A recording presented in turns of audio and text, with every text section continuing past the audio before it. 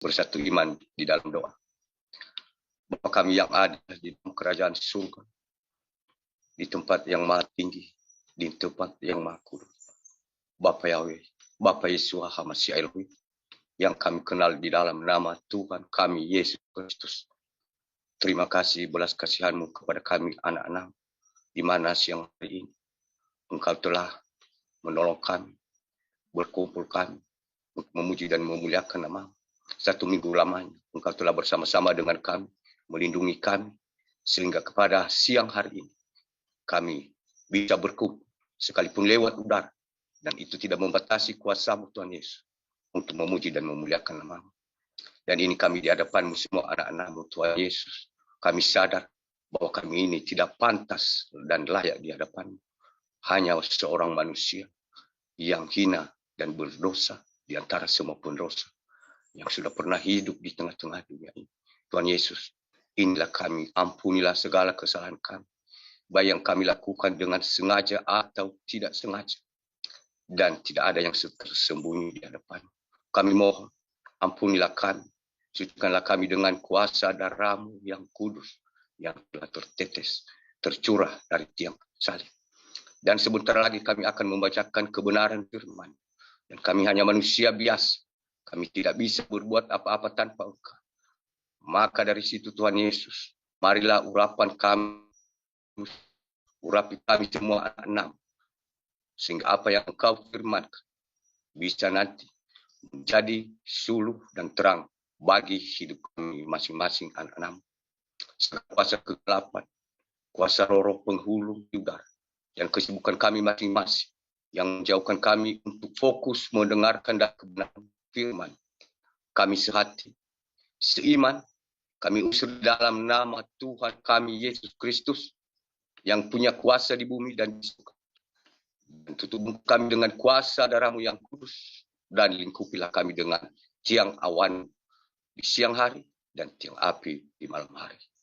Di dalam nama Tuhan kami Yesus Kristus, kami berdoa dan mengucap syukur, dan segala puji syukur hormat sembah sujud kami hanya agungkan dalam satu nama, yaitu Tuhan kami Yesus Kristus. Haleluya, haleluya, haleluya, amin. Bapak Ibu yang menjadi renungan firman Tuhan kepada kita pada siang hari ini, mari kita kutip bersama dan buka Alkitab kita. Kita kutip dari kitab Markus pasal yang ke-13 ayat 24 sampai yang ke-27.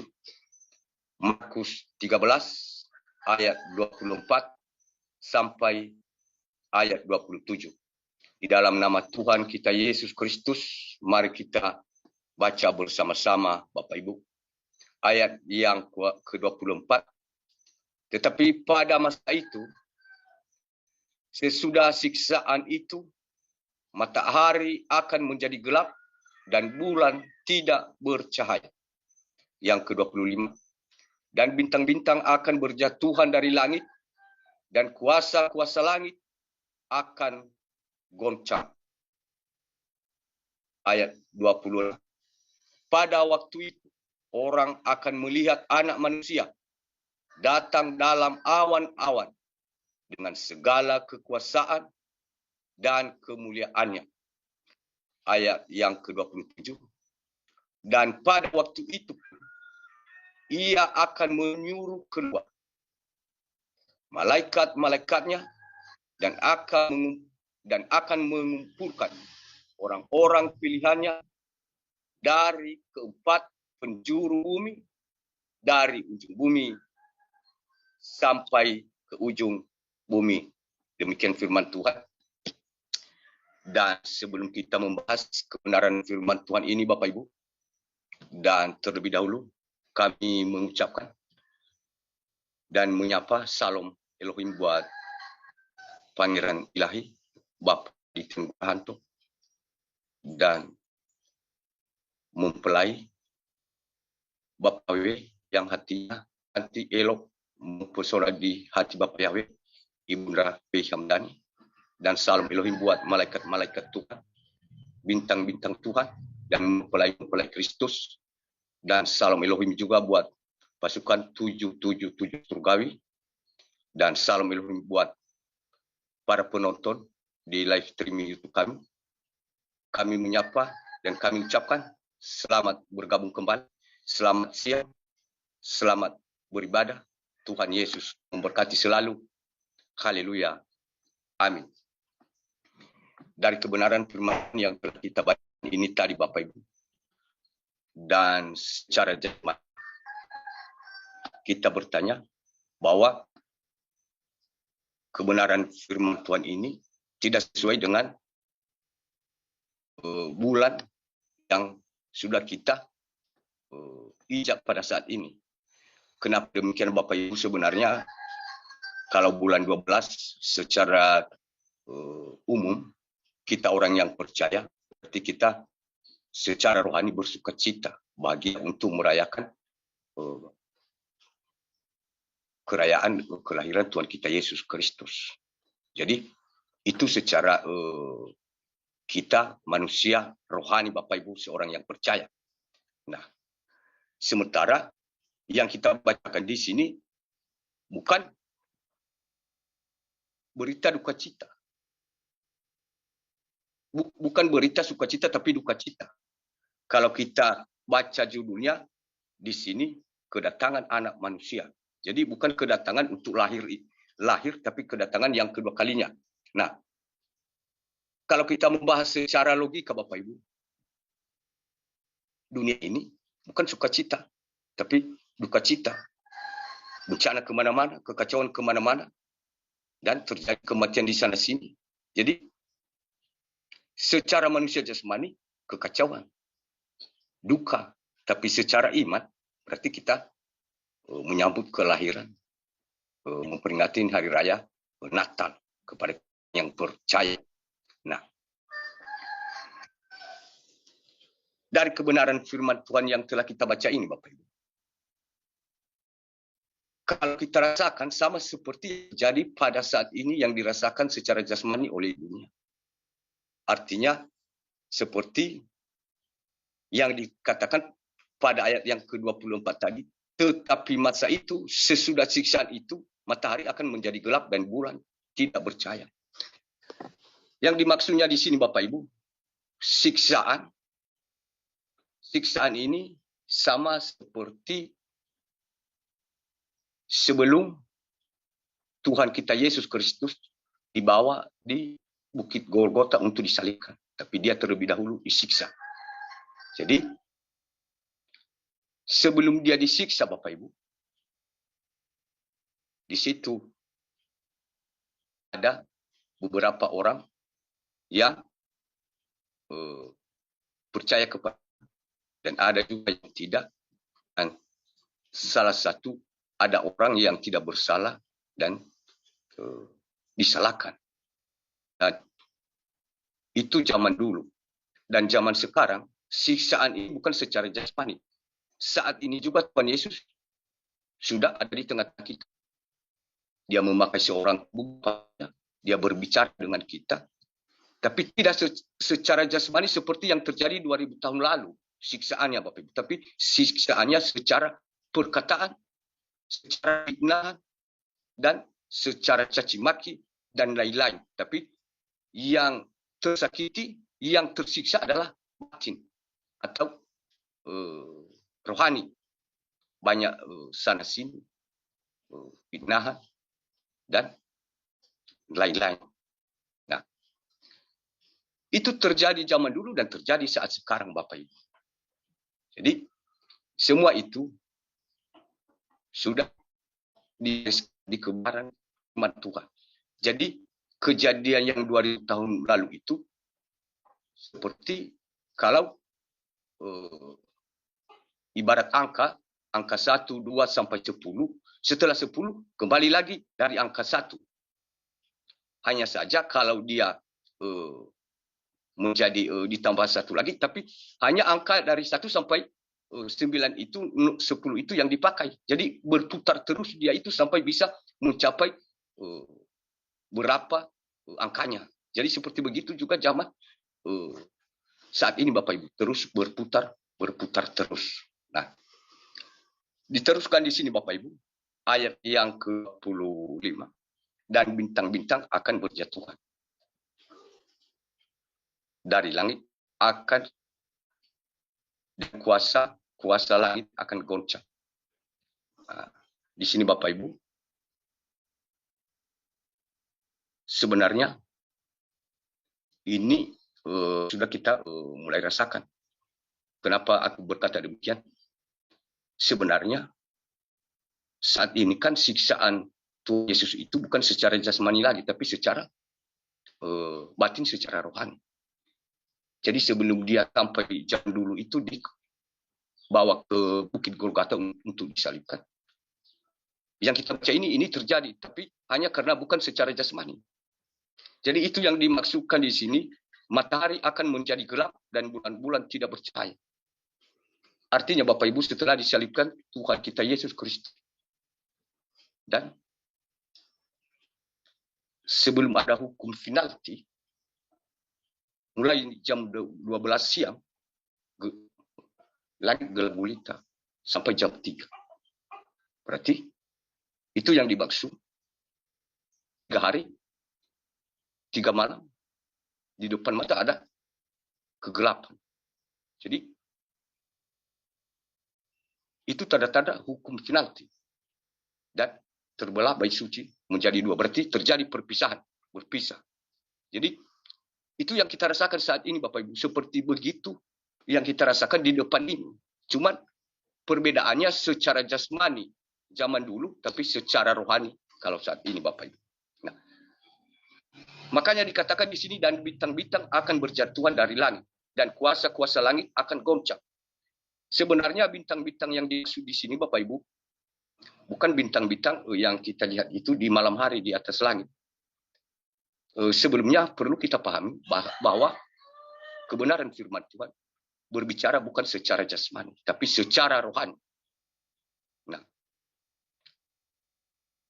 kalau kita memahami secara jasmani, memang kita berpikir itu bintang-bintang yang berkedip-kedip itu di malam hari, itu yang mungkin dikatakan kebenaran firman Tuhan itu satu persatu nanti akan jatuh. Tapi sampai kapan ya, tetap bintang-bintang itu tetap tidak jatuh.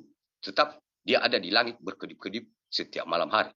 Jadi yang dimaksud di sini adalah anak-anak Tuhan ya, anak-anak Tuhan yang sudah menjadi bintang-bintang, yang sudah percaya kepada Tuhan Yesus, tapi tanpa disadari satu persatu jatuh kejatuhannya dengan berbagai macam cara setan untuk merayu dan menjerumuskan dengan kenikmatan dunia ini, dengan mengiming-imingkan jabatan, kekayaan, dan banyak lagi lain. Sehingga anak Tuhan yang tadi, yang sudah bersinar-sinar, yang sudah bercahaya, yang sudah terang di kegelapan malam, tanpa disadari satu persatu berjatuhan.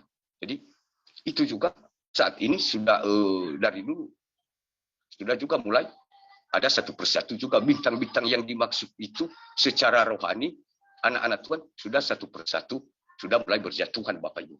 Jadi bukan bintang-bintang di langit yang dimaksud.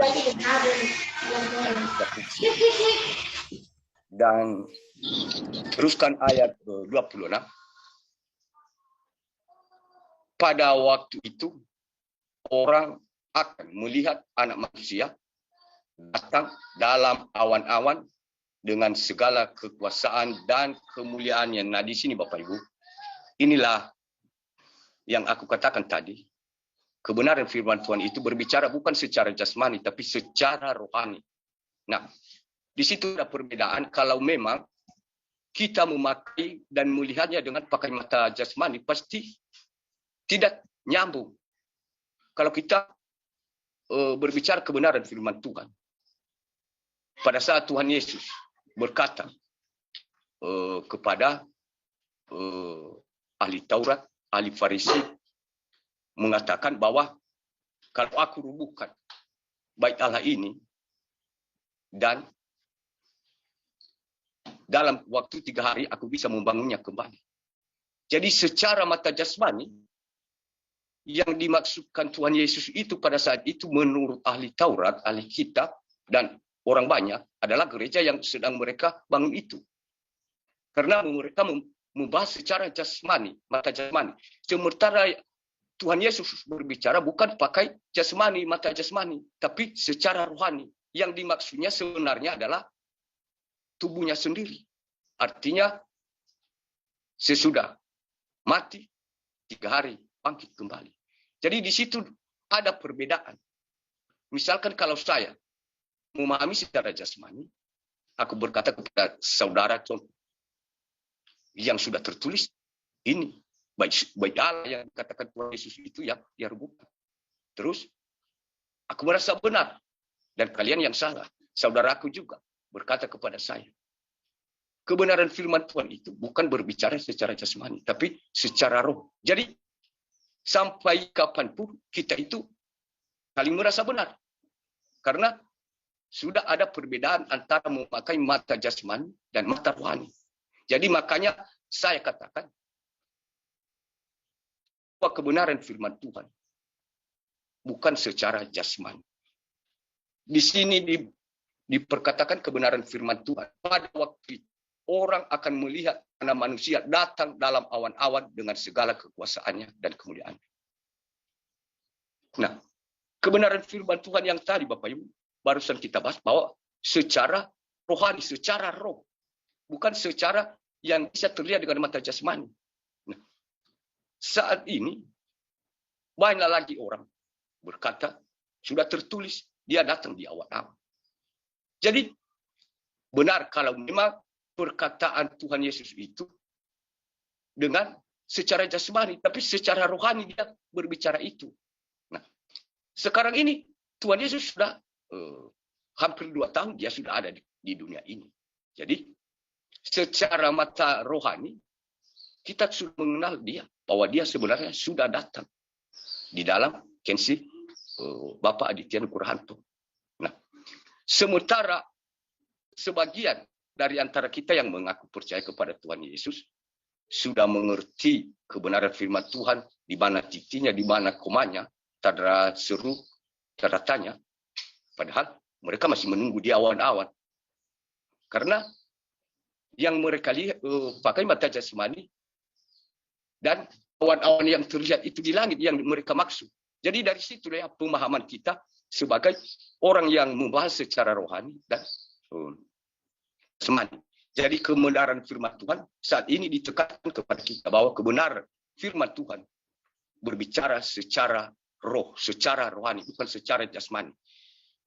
Kalau kita, saya kasih contoh Bapak Ibu, biar kita tangkap lebih masuk dalam logika lagi. Karena banyak saat ini yang harus pakai logika dulu. Dan baru nanti ditangkap melalui iman. Nah, pada saat Tuhan Yesus berkata kepada ahli Taurat, hai ulat beludak. Nah, secara jasmani, kalau kita melihat bukan benaran ular, ahli kitab itu malah dia ahli kitab. Jadi bukan ular kan? Kita lihat secara mata jasmani. Sementara kalau mata rohani kita memakai berarti roh yang ada di dalam diri mereka itulah roh ahli Taurat itu berasal dari si ular. Seperti roh ular itu adu domba dan menyakiti dan lain-lain. Jadi itu yang dimaksudkan Tuhan Yesus. Jadi ada pertentangan. Coba lagi murid-muridnya dia menyuruh murid-muridnya untuk melakukan pekerjaan kebenaran firman Tuhan di tengah-tengah serigala. Nah, kalau kita berpikir bukan binatang serigala yang benaran ada di situ, bukan itu yang dia maksud. Artinya di situ ada binatang serigala atau misalnya harimau, singa. Jadi di tengah-tengah itu disuruh kita sebagai murid-muridnya yang percaya kepadanya. Bagaimana kita ngomong sama binatang. Seperti begitu kalau secara jasmani. Tapi secara rohani, serigala itu adalah yang roh serigala itu sudah masuk di dalam orang-orang tersebut, sehingga sifat mereka seperti sifat serigala, sifat mereka seperti harimau, sifat mereka seperti singa, dan lain-lain.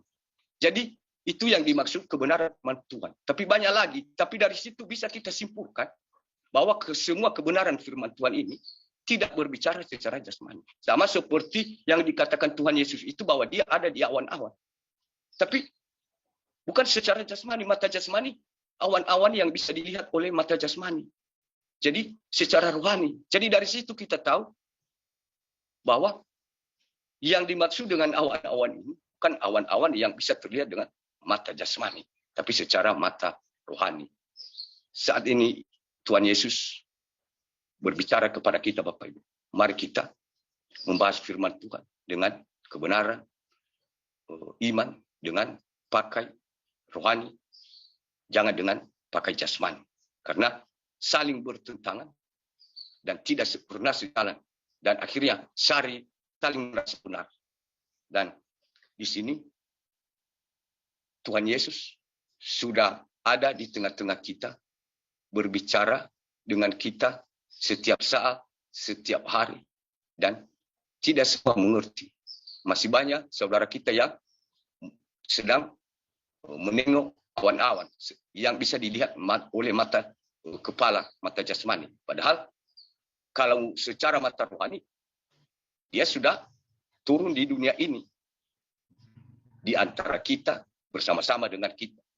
Nah, diteruskan di sini Bapak Ibu ayat yang ke-27, dan pada waktu itu pun ia akan menyuruh keluar malaikat-malaikat dan akan mengumpulkan orang-orang pilihan dari keempat penjuru bumi, dari ujung bumi sampai ke ujung langit. Nah, di sini Bapak Ibu, saat ini juga semua manusia-manusia ilahi itu, malaikat-malaikat surgawi itu, satu persatu sudah turun dan memakai tubuh-tubuh manusia yang layak di hadapan Tuhan untuk menyuarakan kebenaran dan untuk mengumpulkan orang-orang pilihannya itu dari empat penjuru bumi.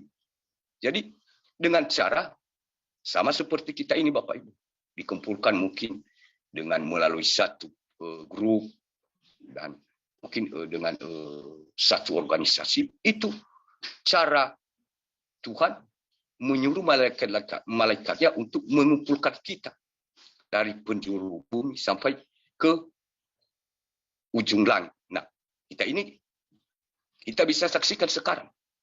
Kita ada yang berasal dari Sibolga, ada dari Nias, tapi kita bisa berkumpul Bapak Ibu, sekalipun tidak langsung ketemu muka, tapi kita sudah berkumpul menjadi satu kepercayaan, satu iman kepada Tuhan kita Yesus Kristus. Jadi saat ini kebenaran firman Tuhan ini yang sebenarnya sudah mulai terjadi, akan tergenapi sebentar lagi. Nah, itulah keberuntungan kita, karena kita memahami sesuai dengan rohani. Kalau kita memahami secara jasmani, pasti kita tidak percaya. Bahkan kita masih menunggu, dan kalau bisa, kalau perlu, kita pakai kamera, langsung dihadapkan ke atas langit itu, biar kita terlihat semua awan-awan itu. Jadi, itu kesalahpahaman kita. Jadi kita beruntung. Kita termasuk yang dipilihnya. Karena kita bisa melihat dia bahwa dia itu sudah turun sebenarnya. Tapi bukan dari atas awan-awan. Jadi dari kebenaran firman Tuhan ini Bapak Ibu, Tuhan Yesus memberikan kita jawaban. Karena kebanyakan ada yang ragu-ragu di luar sana, bahwa itu yang dicatat dalam Alkitab dan tidak dikurangi. Iya, benar. Tapi kebenaran firman Tuhan berbicara bukan secara jasmani, tapi secara rohani. Pada saat dia berkata kepada Adam dan Hawa, kalau engkau memakan buah di tengah buah pohon yang ada di tengah taman ini, pada saat itu engkau pasti mati. Nah, orang itu berkata, ini sudah tercatat ini, tapi tidak boleh ditambah dikurangi. Padahal buktinya kita tidak ada sampai sekarang. Kalau mereka zaman dulu itu sudah mati. Dan mereka tidak mati secara jasmani. Tapi yang dimaksudkan itu, yang matinya rohani. Jadi di situ Bapak Ibu, kita bisa bertanya kepada Tuhan. Apakah mana yang aku percaya sekarang ini? Karena ada dua versi pengajaran saat ini. Ada yang mengajarkan mengaku, aku lebih tahu. Dan yang sudah tertulis, dan ini di awal-awal, tidak boleh dikurangi dan ditambah-tambah kebenaran firman Tuhan. Tapi dia berkata begini. Jadi dari situ mari kita cari tahu sendiri Bapak Ibu. Jangan mencari pembenaran. Tapi marilah kita cari kebenaran. Nah, saat ini Tuhan Yesus bertanya kepada kita masing-masing. Dan kita juga bertanya kepadanya. Apakah kita sudah termasuk seorang yang terpilih? Atau masih belum atau masih proses? Jadi saat ini Tuhan Yesus bertanya kepada kita. Dan mari kita satu persatu masing-masing menjawab di dalam hati kepada Tuhan. Apakah kita sudah termasuk seperti yang dikatakannya itu adalah termasuk yang dipilih atau belum. Tapi kalau masih belum Bapak Ibu, Tuhan Yesus memberi kita kesempatan sedikit lagi. Ayo, kitalah berlomba-lomba supaya kita termasuk yang dipilih. Dan kira-kira begitu Bapak Ibu tentang kebenaran firman Tuhan ini. Dan kami terbatas untuk menyampaikannya. Dan biarlah Roh Kudus yang akan menjelaskan lebih dalam lagi di dalam hati Bapak Ibu, saudara-saudari yang dikasihi di dalam nama Tuhan kita Yesus Kristus. Demikian firman Tuhan. Dan Tuhan Yesus memberkati. Haleluya. Amin. Dan saat ini Bapak Ibu, mari kita